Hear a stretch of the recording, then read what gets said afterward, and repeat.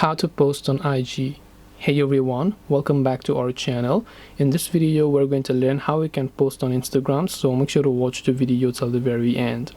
Now if you would like to post on Instagram, it's actually quite very simple to do so. All we have to do is go ahead and first of all launch the Instagram application over here. Then from the bottom center you'll find the plus button here, so tap on plus. Now what would you like to post, whether you want to post it to your timeline or whether you want to post a story or a reel or you want to go live. So I'm assuming you just want to post something, so select that. Select a certain photo that you'd like to post. You can also select multiple ones if you'd like. Then just tap the next option. Over here you can just find your vibe, which means to select different sort of filters that are available for you. Then just tap on the next option here.